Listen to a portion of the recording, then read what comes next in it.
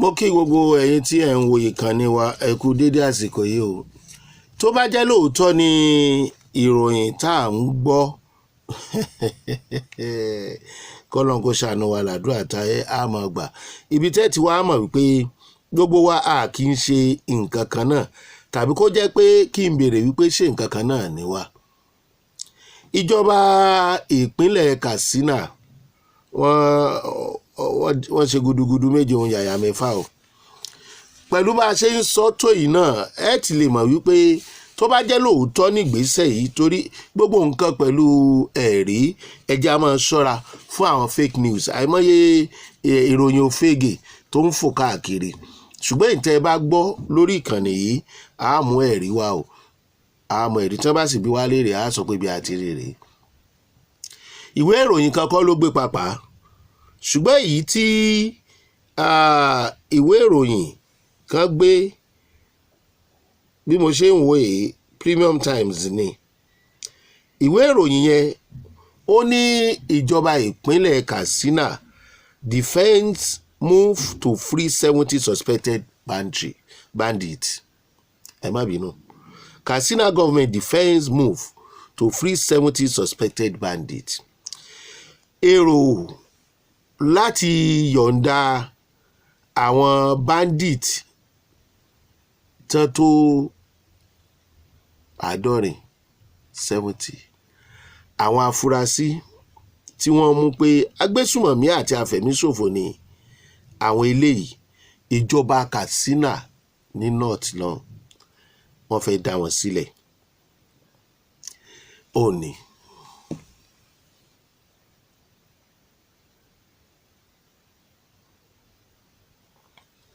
Ẹ ti rí nínú ohun tí wọ́n kọ jáde, mo lè láǹfààní láti fi hàn yín. Wọ́n ní the Katsina state government has defended its decision to initiate the release of 70 persons suspected of involvement in banditry, describing the move as a part of a broader peace agreement with armed groups operating in the state. Ọ̀nà láti jẹ́ kálàáfíà ìjọba. Wọ́n mólè, wọ́n àdáṣẹ́ rí àfún, wọ́n ní kó lè ó máa lọ. Ìgbà ó lólè òun tó ní padà sídìí olè, torí ó ti mọ̀ pé kò ju pé kán fóun pamọ́ fúnjọ́ díẹ̀ tàbí kán lu òun díẹ̀ kán sì ní kó máa lọ. Ìyẹn bọ́wọ́ bá ba òun. Ìgbà ó ní òní gbọ́n sí i tó fi jẹ́ pé ọ̀nà tọ́wọ́ gbà bá kò ní gbàbẹ̀ kọjá mọ́. Ìta fẹ́ sọ rèé, ojú ìwòye tiwa bitter truth ni. Wọ́n lẹ́tọ̀ọ́ láti ṣe bẹ́ẹ̀ àbí? Ìgbà tí mo kà á síwájú sí kí n mọ́ gbà wá lákòókò, wọn ò dá ṣe, wọ́n pe àwọn elétò ààbò kọ̀ọ̀kan ní ẹjọ́ ṣèpàdé. Ẹjọ́ tí wọ́n bá fi àwọn èèyàn yìí sílẹ̀, níbo làwọn èèyàn yìí ń lọ? Wọ́n fẹ́ wáṣẹ́ fún wọn. Àwọn tí wọ́n jáde iléèwé tí wọ́n wà ní Katsina tí wọn ò ríṣẹ́ látijọ́ yìí, wọ́n wà ń bẹ̀ o.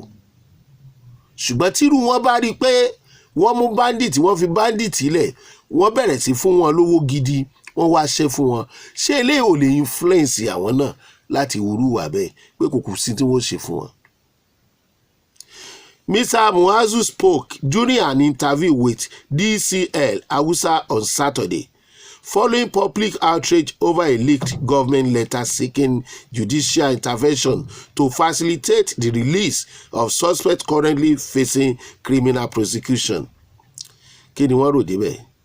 According to the commissioner, at least 15 local government areas were involved in the peace arrangement. Local government 15 ni wọ́n jọ ṣèpàdé àlàáfíà tí wọ́n rò pé ìpàdé àlàáfíà ni. Wọ́n sọ pé ìpàdé àlàáfíà ni láti dá àwọn 70 suspected involved in banditry sílẹ̀, which he said had led to the release of about 1,000 abducted persons. Pé bá a ṣe fẹ́ fi hàn 70 ilẹ̀ yẹn o nípa àlàáfíà, láti wá àlàáfíà, ó ti jẹ́ kán ṣe àṣeyọrí nípa fífúri èèyàn 1,000 tí wọ́n jí gbé ilẹ̀. Yes, kudos. láti ọwọ́ àwọn tí wọ́n jiyàn gbé tí wọ́n bá ti fi 70 yẹn lẹ̀ wọ́n fi yẹn 1000 lẹ̀ trade by barter. Katsina government ẹ kú iṣẹ́ takuntakun o ṣùgbọ́n àwọn èèyàn tí wọ́n fi sílẹ̀ yìí àbí tí wọ́n fẹ́ fi sílẹ̀ yìí ṣé wọn ò ní padà jí wọn gbé padà bí wọn ò bá já wọn yẹn gbé wọn á sinmi wọn ò ní ṣe bẹ́ẹ̀ mọ́ torí wípé bẹ́ẹ̀ ṣe ń fi wọ́n lẹ̀ wọ́n ń padà síbi tán ti wà ní à ń jẹ́ ìkúrú kó tán ẹ̀ tún gbọ́wọ́ ẹ̀ sáwo kò sí wàhálà ṣé ẹ rí ìdí tí àwọn ará bí ò ṣe fẹ́ kí àwọn Israel àti US kan involve nínú gbígbógun ti àwọn agbésùnmọ̀mí afẹ̀míṣòfò gbogbo bandit tá à ń sọ yìí terrorist ni wọ́n gbogbo ẹ̀kọ́ wà under wọ́n kàn disguise oríṣiríṣi orúkọ láti fi máa pè wọ́n ní anitọ́gì ni wọ́n bandit ni wọ́n ìgbà ni wọ́n they are terrorist ẹni tó ń jiyàn gbé terrorist ni now Nàìjíríà níbo là ń lọ wọ́n fi èèyàn 70 sílẹ̀ o suspected bandit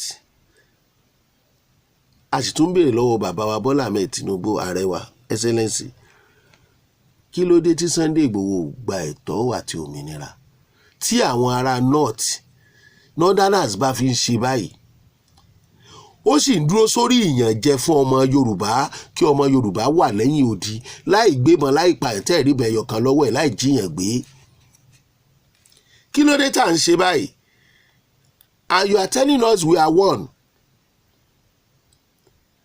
ṣé ẹyọkan ni wá 70 suspected bandit ọlọ́run má jẹ́ kéyìn fòyọ bó fòyọ àròníke ní Katsina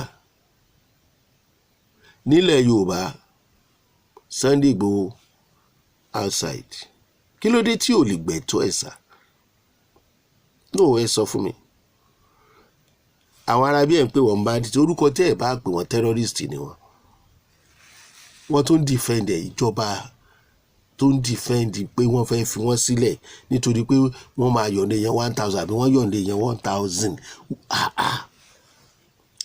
ìbéèrè mi tó ní mi ò lè mọ́ béèrè there is unity mo ní àlàáfíà wà peace wà ìṣọ̀kan wà ọ̀kan ṣoṣo ni wá ìrònú àwa àtàwọn ará bí papọ̀ ṣọ́nà àbáyọ wà nínú wọn Nàìjíríà ṣé ìran Yorùbá àti ìran àwọn ará bí ṣàn papọ̀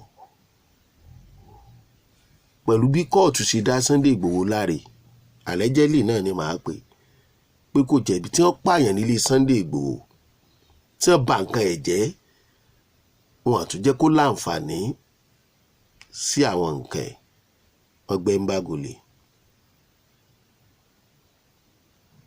but northerners wọ́n lè free bandits 70. ẹ má gbàgbé pé ṣé Ògúnmi sọ ó ní a gbọ́dọ̀ allow àwọn ará bí àwọn terrorist tí wọ́n ń pè ní bandit nínú igbó wa àwọn mìíyẹ́ tí a là gbọ́dọ̀ allow wọn ká sì jẹ́ kán máa sọ igbó wa kán take over inú igbó torí nǹkan kan náà ni wá ṣé inú igbó nílé wọn ni ṣé inú igbó nílẹ̀ wọn ni tó bá wá jẹ́ inú igbó ṣé wọn ò ní gbó nílùú wọn ni àbí wọn ò nílùú àwí wọn wáì tí Fúlàní máa wá sọ inú igbó Yorùbá tí Fúlàní máa sọ inú igbó Ìgbò tí Ìgbò sì lọ lẹ Fúlàní lọ sọ inú igbó wọn ní Haúsá kí ló dé tá à ń ṣe báyìí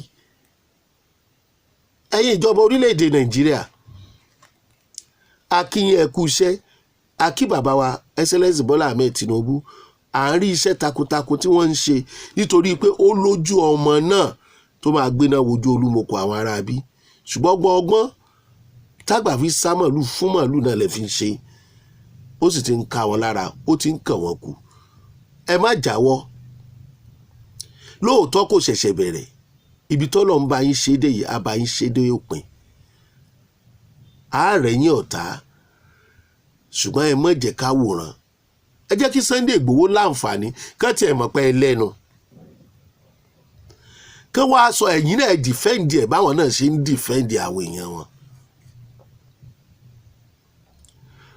ṣé ẹ fẹ́ gbọ́ terrorist àbí bandit tó bá kú pàdé lójú ẹsẹ̀ ní kúpa o, èyí tí wọ́n bá mú tẹ́ni wọ́n mú wọn wà látìmọ́lé ó ṣeé ṣe allegedly kó tún padà. ṣùgbọ́n ìwà ọmọlúàbí tí ń bẹ́nu ọmọ Yorùbá kò jẹ́ bàbá wa Bọ́lá Ahmed Tinubu ìyẹn nìkan kọ́ ẹ bá wa approve àwọn nǹkan ìjà ogun tó lágbára fún àwọn àmọ̀tẹ́kùn nílẹ̀ Yorùbá. lára nǹkan tẹ́ ẹ ṣe tẹ́ ẹ fi mú èmi jù tí mo fẹ́ràn jù àwọn ará bí ìfẹ́ kẹ́ ẹ discuss pẹ̀lú àwọn kí Trump tó strike tàbí kẹ́ ẹ tó gba àwọn Israeli láàyè kan tó wá, ṣùgbọ́n gbogbo àwọn tó jẹ́ onípò nínú àwọn ará bí pàápàá jùlọ nínú ètò ààbò torí pé ẹ fẹ́ ṣe arápẹ̀rẹ̀ pé ẹ fẹ́ ṣe ẹ fẹ́ gbà wá sílẹ̀ ẹ kọ́kọ́ lé wọn dànù ẹ fìdí àwọn kan gúnlẹ̀ nù wọn pé ẹ wá ẹ má bàa ṣe jẹ́ mọ́ mi lọ́wọ́ torí pé bàbá bẹ́ẹ̀ torí ara wò tẹ́ máa ní ìjọba ẹ̀yin ni wọ́n kọ́kọ́ máa pè. ṣé àwọn tí wọ́n jọ ń pè wá ń bọ̀ dárí brother and sister wọ́n ń tú àfẹ̀míṣòfò sílẹ̀ àwọn yẹn á wá tó kúrò níbẹ̀ yẹn ṣẹ̀gbọ́n ti sẹ́tù ara wọn kì í ṣe gbọ́n kan tú wọ́n lẹ̀ lásán o pẹ̀lú owó iyebíye ní àlẹ́jẹ́lì náà máa gbà o ni wọ́n máa àmọ̀ bọ́yá wọ́n gbà á ṣùgbọ́n towótowó ni tí wọ́n máa ń bá dé o wọ́n á tún táàsì wọn ni àwọn yà wá máa bọ̀ lọ apá àríwá lọ́dọ̀ lápá ilẹ̀ Yorùbá wọ́n tú wọn lẹ̀ kán lè ráyè wá ṣiṣẹ́ ọwọ́ wọn adẹ̀ ń wòran ẹ̀yin ọba yẹn ẹ̀dẹ̀ pariwo ẹ̀yin leaders yìí kílẹ̀ ń wò ó dìgbò bá ṣẹlẹ̀ ẹ bọ̀ wá ní wọ́n bọ àwọn ẹgbẹ́ kinní kan àwọn ọba kinní kan bẹnu àtẹ́lu ìṣẹ̀lẹ̀ tó ṣẹlẹ̀ nípínlẹ̀ Ọ̀yọ́ kílẹ̀ ṣe kó tó ṣẹlẹ̀.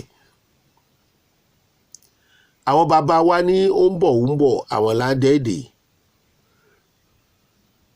màá tún máa béèrè ní gbogbo ìgbà ni pé ṣé èmi àti ẹ pẹ̀lú àwọn ará bí ọ̀kan ṣoṣo ni wá a lè gbé pọ̀ ṣó tí wọ́n bá ń sọ̀rọ̀ restructuring náà ṣé kò máa léètì ṣé wọ́n jẹ́ kó ṣeé ṣe ṣáwọn tí wọ́n fi sídìí ọyẹ́ lọ gbé ọ̀rọ̀ state police wò bóyá lè gbìmọ̀ àbí lọ́dọ̀ àwọn òṣìṣẹ́ tó yẹ kí ọ̀rọ̀ yẹn ó gbà kọjá ṣé wọn ò gbà àbọ̀dè ṣé wọ́n jẹ́ kó ṣeé ṣe. lára àwọn tó lè fa restructuring tó kéré jù nìyẹn o wọn à jẹ́ kó ṣeé ṣe o ọdún mélòó ni wèrè fẹ́ fi já tó bá fọdún mẹ́ta pilẹ̀ wèrè ẹ̀kan approve say police ẹ̀yin house àmọ̀ pé wọ́n pọ̀ jù yín lọ wọ́n lè má jẹ́ kó ṣeé ṣe wọ́n lè má jẹ́ kó ṣeé ṣe. ṣé ẹ gbọ́ US Israel ni kò sí ti ń jẹ́ repentant Boko Haram repentant terrorist repentant kínní kan wọ́n ní ò sí mọ́ ṣùgbọ́n ní Katsina wọ́n ti tú wọn lẹ̀ o. ọ̀dà repentant Sunday Igboho ó padà wọlé ń bẹ gbogbo àwọn ọba àti ìrìnnú gbogbo ọba tó bẹ̀ tó jáde tó ní mọ́wọ́rí á pera wa o á lọ Àbújá á lọ bá ààrẹ o gbogbo ẹ̀yin ọba tí Sunday Igboho tó wá sọ́jọ́ ẹ̀ kò sí kankan tá a gbọ́ nǹkan kan lẹ́nu ẹ̀ mọ́ kálukú kan dàkẹ́ náà ni ká gba Sunday Igboho ní repentant Sunday Igboho ṣe bó ní nǹkan ẹ mọ́ fìyà jẹ ọmọ ìyá àwọn ọmọ ni ẹ mọ́ fìyà jẹ wọ́n ṣe ẹ mọ́ fìyà jẹ wọ́n náà ni ẹ ọdẹ fílẹ̀ ṣe bí kò pààyàn kí ló dé tí Nàìjíríà rí báyìí tá a bá dẹ̀ sọ tán unity we are one Gumi ò ní gbádùn láyé tó bá tún pe Fúlàní ní brother and sister wa tó bá pè wọ́n léèyàn wa inú Ọlọ́run ó jù ọ́ o Ọlọ́run ni ó mú ọ o Ọlọ́run ni ó mú ọ o Gumi mọ̀ pé Fúlàní ní brother and sister wa mọ́ brother and sister ara yín ní north we are not brother and sister here please Gumi stop it tí wọn ò bá lè fi owó òfin gbé ẹ má sọ ọmọ kò dáa ó ń run wá nínú. Báwo ni brother sister ṣe máa para wọn tí wọ́n máa dúra wọn lọ́rùn máa jíra wọn gbé? Sọ̀rọ̀ yẹn mú làákàyè dání ṣá. Àwọn ọ̀rọ̀ tí Gumi ń sọ mú làákàyè dání. Ṣùgbọ́n gbogbo ẹ̀ lórí pé wọ́n fẹ́ gba orílẹ̀-èdè Nàìjíríà, wọ́n fẹ́ gba ẹ̀tọ́ àti ilẹ̀ oníkálukú lọ́wọ́ ẹ̀ ni. Wọ́n dẹ̀ ṣetán láti ta anybody sóko ẹrú. Wọ́n ṣetán láti pa anybody. Gbogbo àwọn tó ń jí gbé tí wọn ò rí gbà ẹ̀, allegedly wọ́n ti ta ọ̀pọ̀lọpọ̀ sóko ẹrú o. Oko ẹrú ń lọ ní àwọn ìlú kan bíi Libya. Àṣírí tó sápamọ́ ni allegedly. Mo sọ pé èèyàn kan kọ nǹkan kan ránṣẹ́ sí mi. Ó sẹ́ni link. Ó sọ bí tí n ti máa bàbá Bọ́lá Ahmed Tinubu ẹ kú iṣẹ́. Ọlọ́run á ràn yín lọ́wọ́ dílẹ̀dílẹ̀. Excellency ẹ ní ṣìṣe. Nígbà tí ẹ bá fi kúrò, ẹ ní fi àárẹ̀ ikú kúrò lórí oyè yìí. Gbogbo ìgbà tẹ́ bá lò láyé pẹ̀lú iyì, ijó àti ẹ̀yẹ làwọn èèyàn máa fi pàdé yín. Ẹ ṣeun. Ṣéun Agboola lórúkọ tèmi o. Ìkànnì Ìjọba Sele tí ń wò wá. Ẹ ṣé.